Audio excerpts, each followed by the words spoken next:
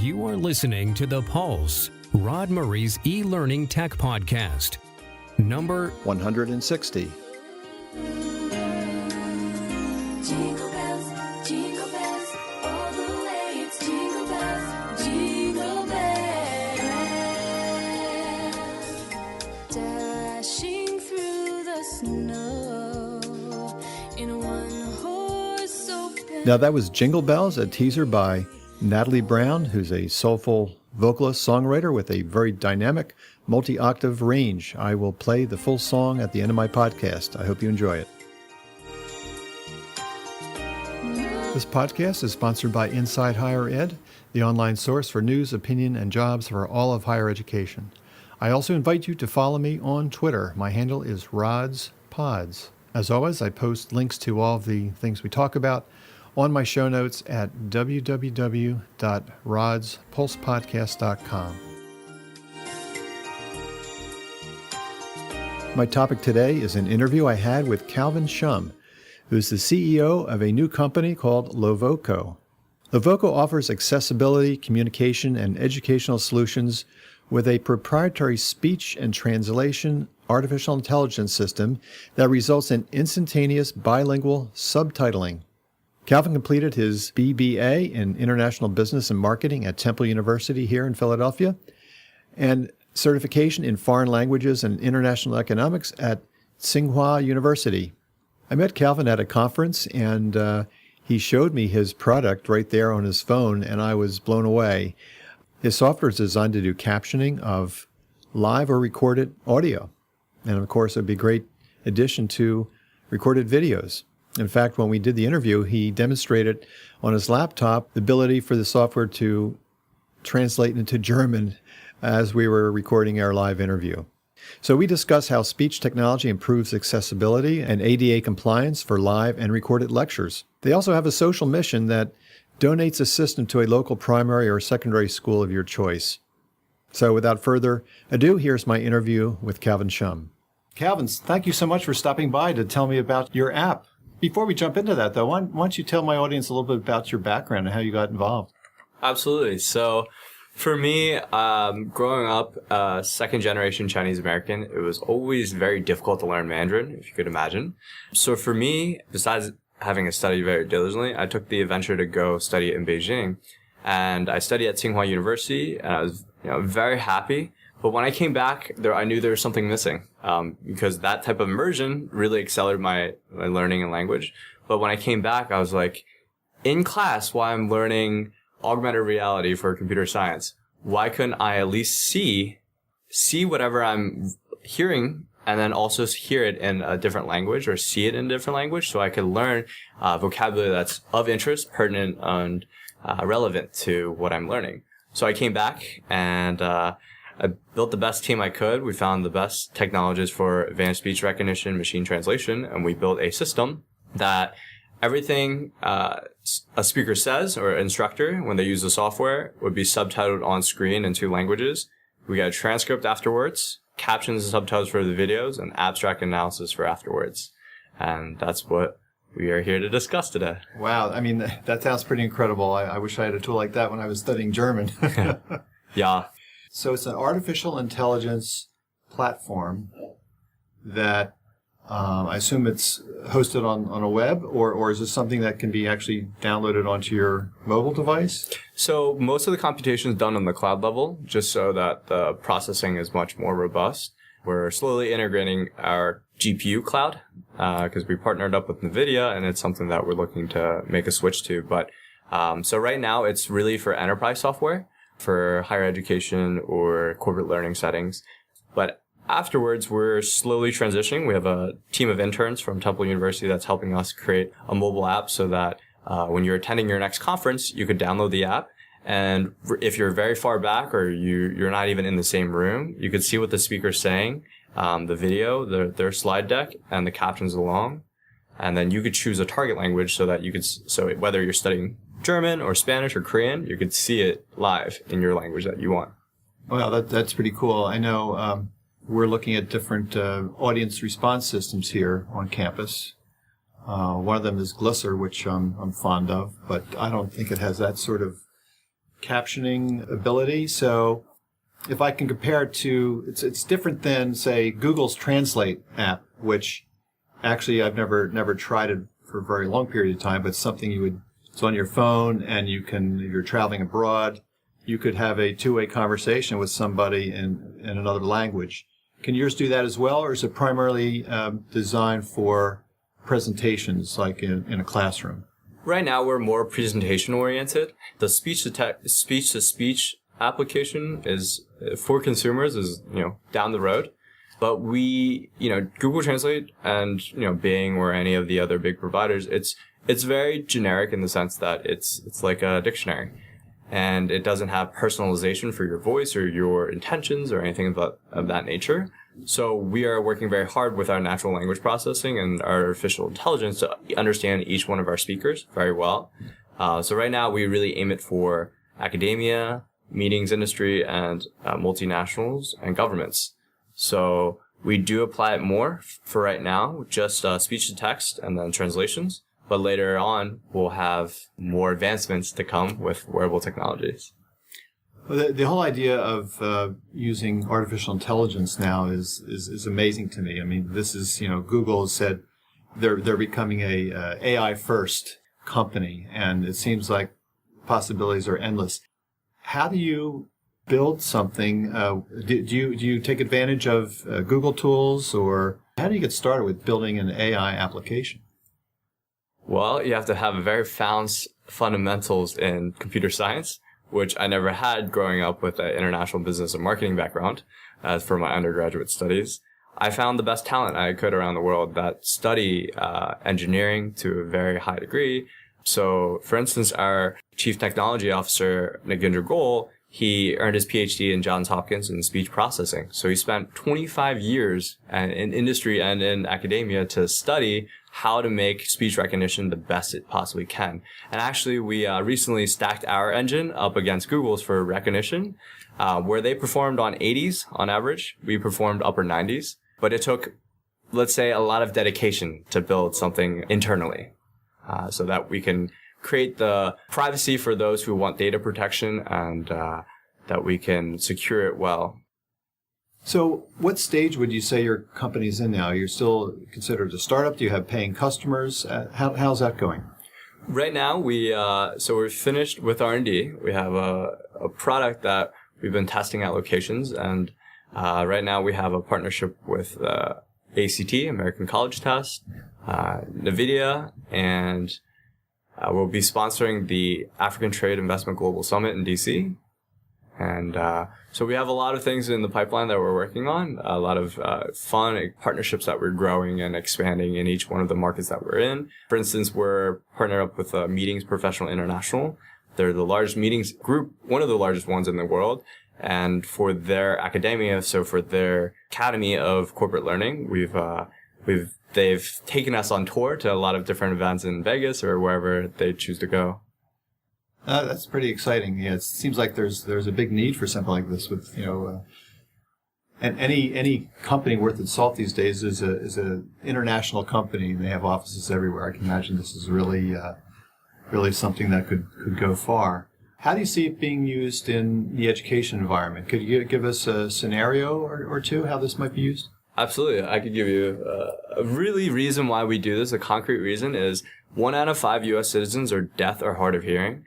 That means those students always growing up had to sit in the front rows. They always had to read the lips of the professor or the teacher. Can you imagine paying a lot for an event and not even able to hear? How painful it is. And actually so many students, unfortunately, never speak up about their needs. Even though there's a whole Office of Disability Services, they never mention that, we need accommodations. And sometimes the teachers, then if they never notify their teachers, they always get ridiculed because they're like, well, why do you have a headset on? Like, are you listening to music? So I've heard too many bad stories. This is one thing that really is pertinent and useful for them. They have a visual tool that they could see. And then for the language learning component, when rapid language learning is very efficient when you learn information that's like something that's to your liking. All right. So, you're taking all these classes. Now you can take it in another language as well simultaneously. And then the third aspect really is, the neuroscience behind it is when you see and hear one thing using two parts of your brain to process, you're statistically significant to retain that information so much more.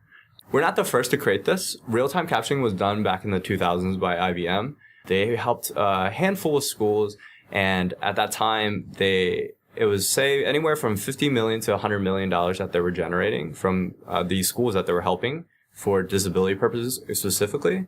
But given that they were IBM, they didn't produce over $1 billion, so the company said, no, just sell it. It still lives on to this day, but that type of research really proved that they actually used 10 years of data to prove that with using real-time captioning, transcription, and then interactive transcript for videos so that you could do keyword search or anything of that like, and captions for the videos, students improved their grade by a whole letter grade.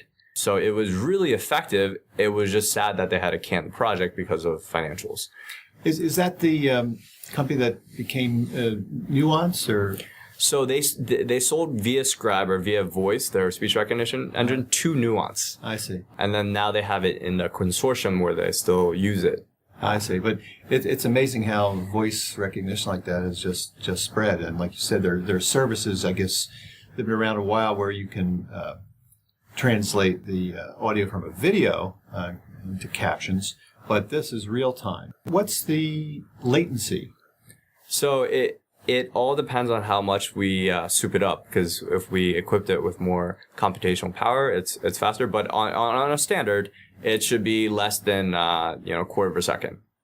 Wow! Like it should be instantaneous, because that's wild. This always fascinates me how you train how you train AI to do this. So is this a kind of a situation? I remember hearing about Google and how the reason they got so good at text translation was because they didn't just go through rule sets and parsing all the text, but they would compare two different texts in two different languages on a massive basis, and that's became the basis of their translation. Is that sort of the way this works?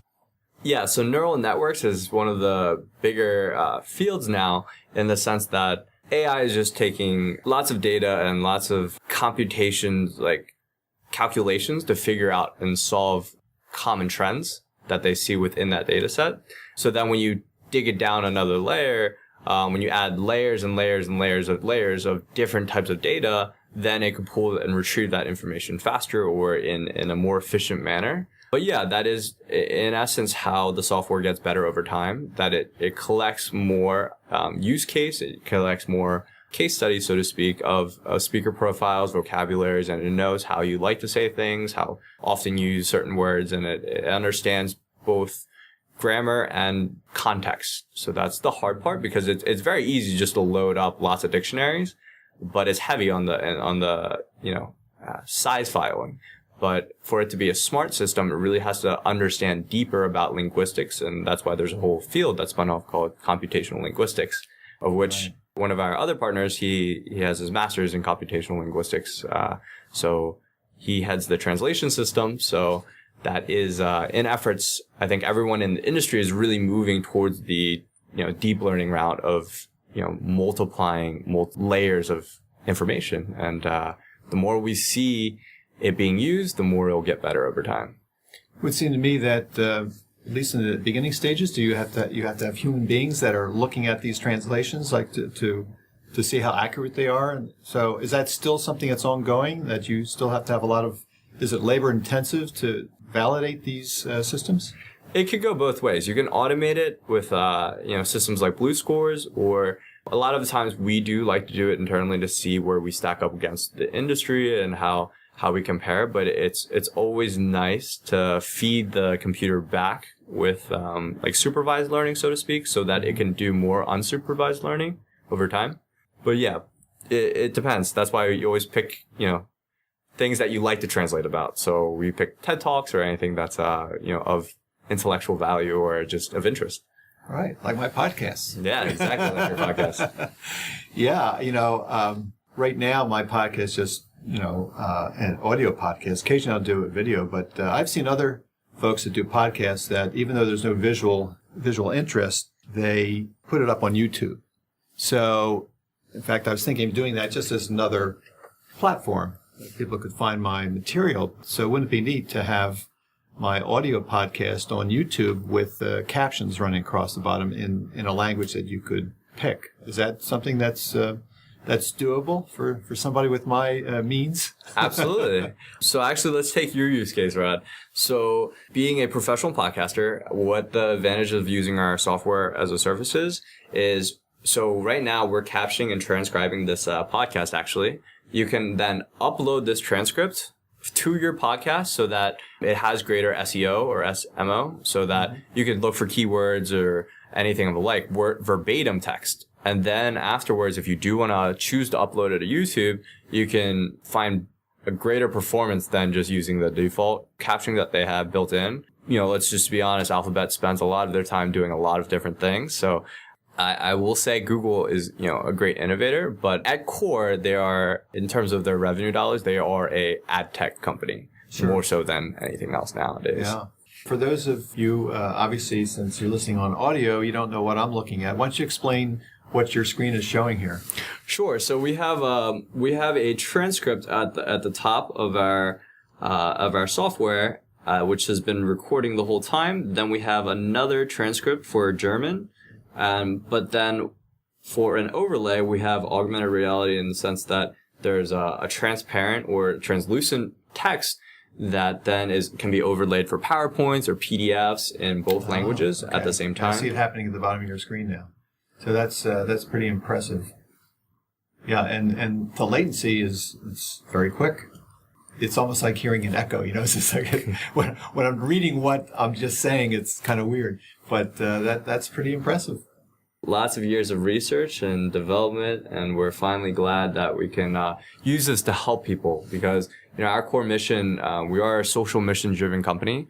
So for every one contract we sign, we donate a system to a primary, secondary school of your choice in your honor so that we can help accelerate students' learning and allow them to learn how they learn faster. Because at the end of the day, this is actually very basic. It's almost like the primary colors of learning, visual, auditory, and kinesthetic learners, is just giving more routes for them to obtain the content. So that's why I've been such a big proponent of universal design learning, because the way we deliver the content is also as important as how the students can express it and be tested on it. So it's very important to keep all users in an inclusive environment, given that, they always say we're the melting pot in the U.S., right? But this year, the Open Doors statistics showed that we had an increase in international students. There are over 1 million this year of out-of-country students. And as we have more and more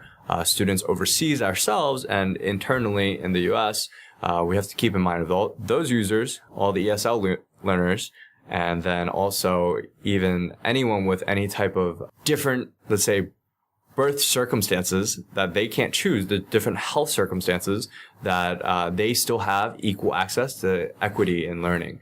And it's not so much the access to the information, it's about making it useful for them so that they can turn it into wisdom and apply it where it needs to be applied.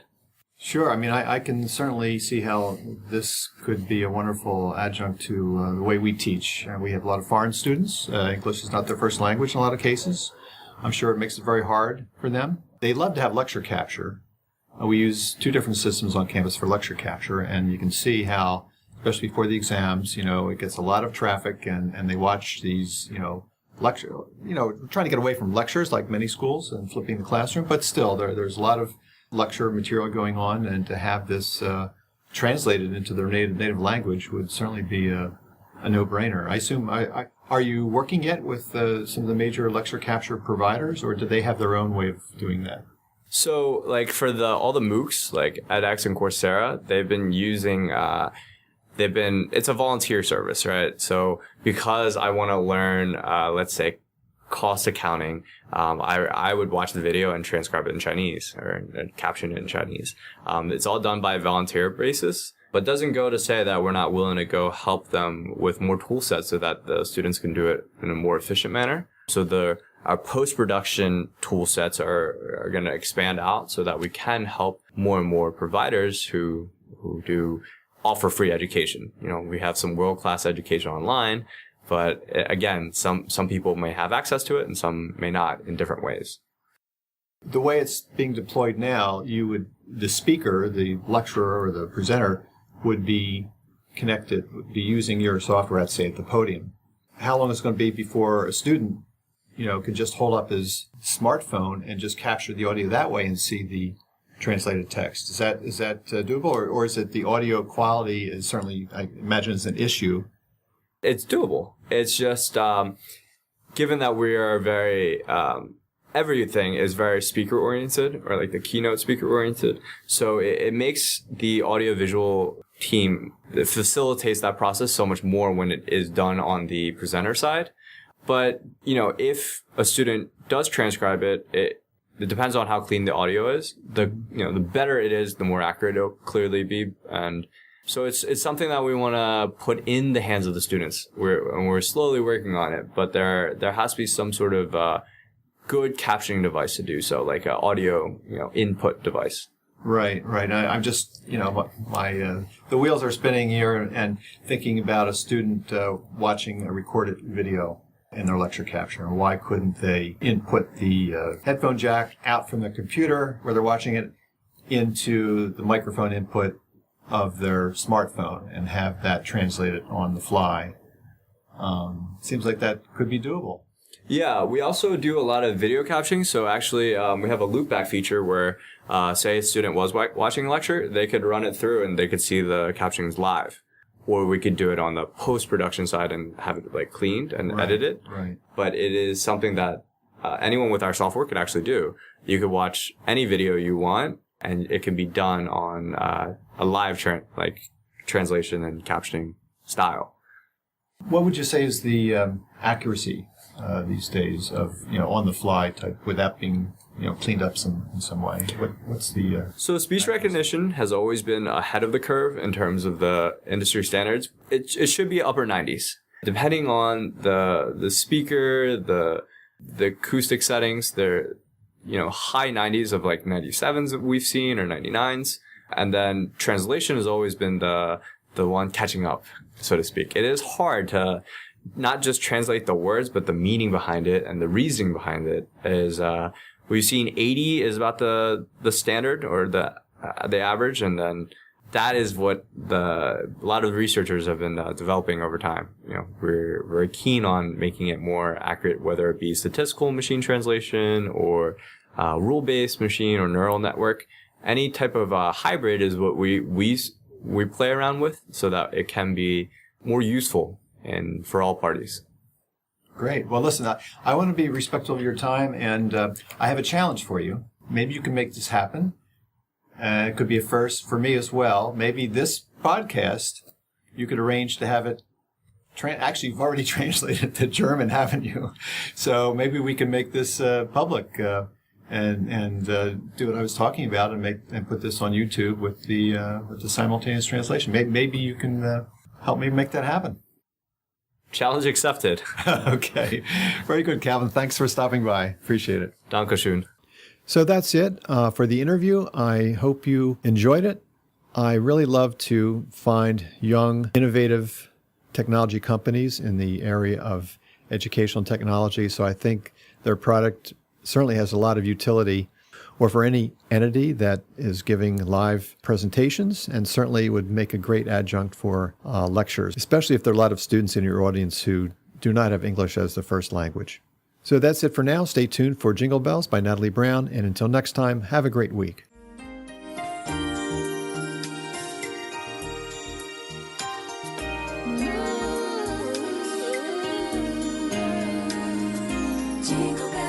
Jingle bells, all the way. It's jingle bells, jingle bells.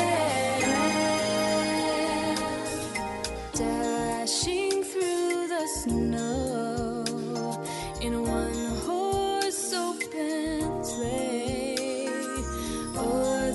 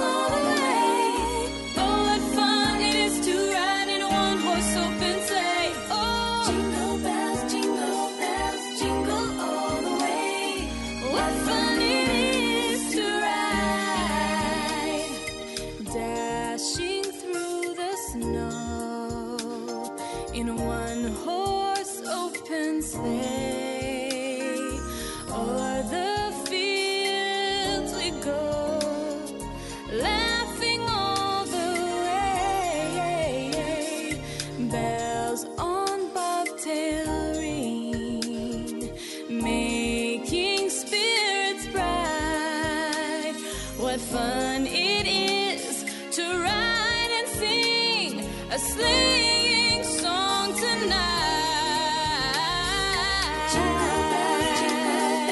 Jingle, jingle, jingle.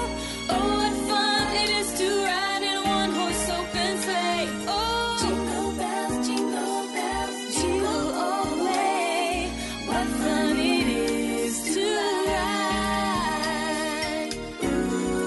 O'er the fields we go, dashing through the snow. Jingle bells, all the way it's jingle bells. Jingle bells, jingle bells, oh, jingle bells, jingle all the way. Oh, what fun it is to ride in a one-horse open sleigh.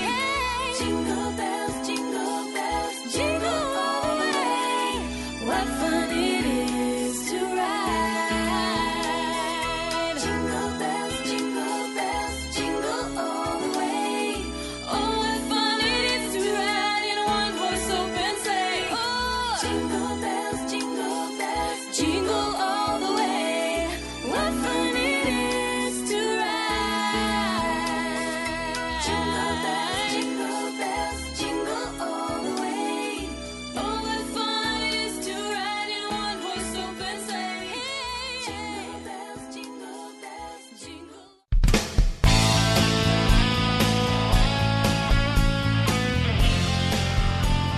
That's it for today's episode. Thank you very much for listening. Don't forget to give Rod feedback. You can leave comments on his blog or send email to rod@rodspulsepodcast.com. The preceding audio commentary is the product of the author, Dr. Rodney Murray, and does not represent the official viewpoint of the University of the Sciences or any other institution or company.